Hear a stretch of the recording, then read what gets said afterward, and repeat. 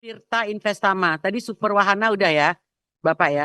Sekarang PT Tirta Investama. Baik, terima kasih. Assalamualaikum warahmatullahi wabarakatuh. Pak yang terhormat pimpinan Dewan Komisi 7 dan para anggota dan juga Dirjen Industrial Gold dan juga jajaran Kementerian Perindustrian. Terima kasih kami dari Aqua, Tirta Investama, merek kami adalah Aqua, diberikan kesempatan di forum yang terhormat ini untuk memberikan penjelasan. Pertama, izinkan kami menjelaskan topik yang sudah mengemuka beberapa minggu ini. Secara industri, kami punya pabrik beroperasi 20 pabrik Bu, seluruh Indonesia. Memang terkonsentrasi di beberapa provinsi besar seperti Jawa Barat, kemudian seluruh Pulau Jawa, Sumatera, Sulawesi, dan Bali. Karyawan kami sampai saat ini sekitar 10.000 karyawan yang mengoperasikan baik itu pabrik maupun juga di divisi lain. Kemudian kalau mengenai sumber Ini Bu, karyawan Ibu 10.000. 10.000 Bu, Seluruh Indonesia. seluruh Indonesia. Kalau untuk sumber air, mungkin sebelum masuk kepada statement, saya ingin menjelaskan dulu bahwa untuk Aqua, sebelum kami melakukan pembukaan pabrik dan menentukan di mana kami akan mengambil sumber air, kita melakukan studi dulu, Bu, bersama dengan universitas, khususnya dalam hal ini UGM dan juga Unpad. Studi yang dilakukan adalah studi hidrogeologi atau studi isotop. Tujuannya adalah untuk mencari tahu di manakah letak sumber air yang memang secara sains geologi atau hidrogeologinya itu bisa dibuktikan bahwa memang sumber air tersebut berasal dari daerah tangkapan air hujan di pegunungan. Dan itu ada studi dan ada tentunya evidence base-nya yang bisa dibuktikan. Baru sesudah itu kami bisa menentukan apakah lokasi tersebut tepat untuk dilakukan pembukaan pabrik sesuai dengan kebutuhan pasar yang ada. Sehingga sumber air kami adalah sumber air pegunungan sesuai dengan studi hidrogeologi tersebut. Tentunya perizinannya menggunakan perizinan air tanah dalam atau SIPA oleh ESDM.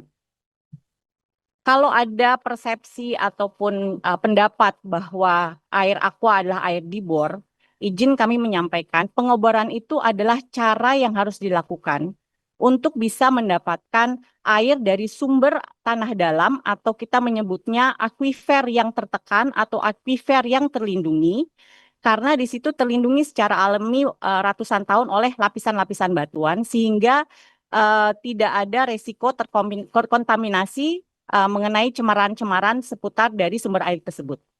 Sehingga sumber airnya adalah air pegunungan sesuai dengan hidrogeologi tersebut. Pengoboran yang dilakukan kedalamannya itu sesuai dengan kondisi akuifer tersebut dan sesuai dengan izin yang diberikan oleh ESDM. Kemudian produksi kami tentunya memberikan produksi berbagai macam tipe dan ukuran mulai dari gelas, botol kecil, botol besar sampai galon yang kalau di rata-rata kira-kira 1 juta meter kubik per bulan. Kemudian tentu retribusi atau pajak air tanah yang kami bayarkan sesuai dengan penggunaan, sesuai dengan izin SIPA dari ESDM, dan dibayarkan kepada kas daerah sesuai dengan lokasi di mana kami beroperasi. Jadi tentunya dengan 20 pabrik tergantung dari nilai pajak air tanah yang ditetapkan oleh setiap daerah yang tentu bisa berbeda-beda.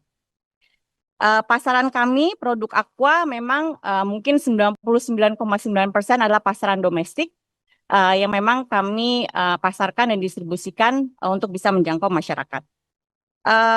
Kalau ingin penjelasan yang lain yang lebih detail mengenai pajak dan sebagainya, tentu kami perlu ambil datanya, tetapi kira-kira produksi kami adalah 1 juta meter kubik per bulan untuk segala jenis kemasan yang tadi kami sampaikan. Kira-kira begitu Bapak Ibu. Baik, saya masih bingung nih Bu dengan jawaban Ibu. Air pegunungan, tapi ngambilnya dari tanah, kan begitu. Jadi gimana nih sebenarnya ya kan? Terus gunung apa tanah nih sekarang nih? Kemudian pembayaran kan kalau kita baca di media, ini kan Ibu ini kan bayar 600 juta ke PDAM. Kan ini kan baru satu tempat nih. Di Jawa Barat saja kita bicara, belum di tempat-tempat yang lain. Kan begitu ada 20 lagi yang lain ya kan. Nah, ini nanti mungkin bisa dijelaskan teman-teman bisa lakukan pendalaman. Ibu bisa Boleh. bisa jelaskan ya Bu ya. Karena setahu saya kayak PDAM ngambilnya itu sumbernya dari pegunungan, ya memang aliran dari pegunungan itu gitu Bu. Kalau Ibu kan memang ngebor air tanah gitu. Semua air juga dari pegunungan Bu. Semuanya kan meresap ke tanah gitu. Mana ada air dari mana gitu. Tapi Pimpinan, yang jelas Izin. kan sumber air Ibu dari tanah. Kan itu Bu ya. Biar saya nggak salah catat nih. Sumber daya air Ibu adalah dari tanah, bukan langsung dari pegunungan. Izin menyampaikan Biar clear klarifikasi, Bu. beritanya nih. Supaya meluruskan persepsi yang terjadi di publik. Pertama, lokasi pabrik kami semuanya rata-rata di kaki pegunungan. Tentunya memang ada alasan yang sedemikian. Seperti tadi kami sampaikan, kami membutuhkan 1 sampai 2 tahun melakukan hidrogeologi bersama dengan akademisi Universitas UGM dan Unpad untuk menentukan lokasi sumber air pegunungan yang memang dapat diambil dari akuifer terdalam atau akuifer tertekan atau terlindungi. Hidrogeologi tersebut adalah studi khusus yang memang bisa men-trace dari mana air tersebut berasal.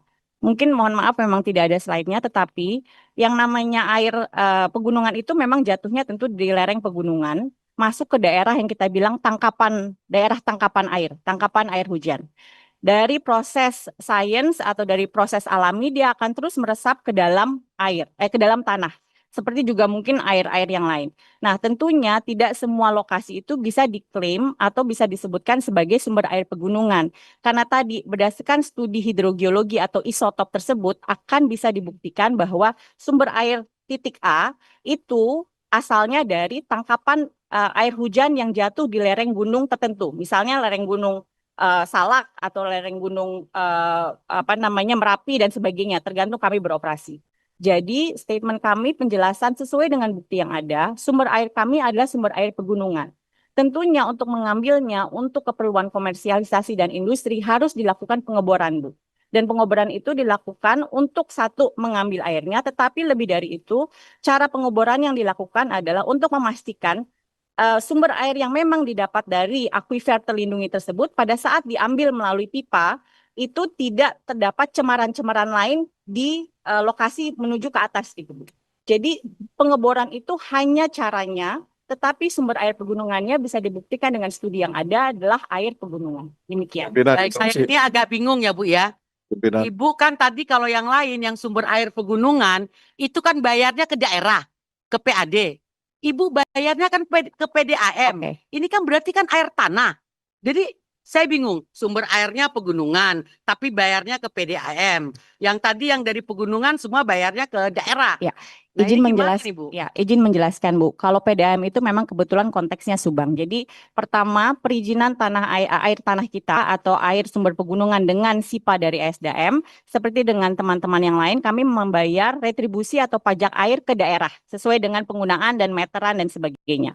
Yang kedua, untuk Subang, untuk Subang, Ibu, penjelasannya adalah demikian. Sumber air kami kebetulan lokasinya itu berdekatan dengan sumber airnya PDAM di Subang.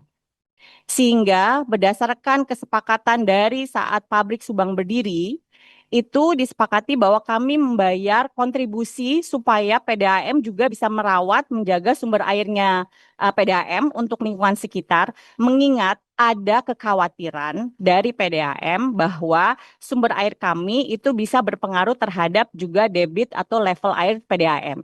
Jadi bayaran kami kepada PDAM bukan penggunaan air kami, karena air kami bayarnya dengan PAD tadi, pajak air kepada daerah, tetapi lebih ke arah kompensasi untuk merawat, menjaga sumber air yang lokasinya berdekatan. Itu kira-kira dan ada perjanjiannya juga, Bu. Terima kasih. Pimpinan, Terima kasih. Saya rasa teman-teman nanti melakukan pendalaman di dalam hal ini, Bu ya. Nanti saya kasih tinggal 2 lagi. Nanti lakukan pendalaman teman-teman. Ke next PT Sariguna Primatirta.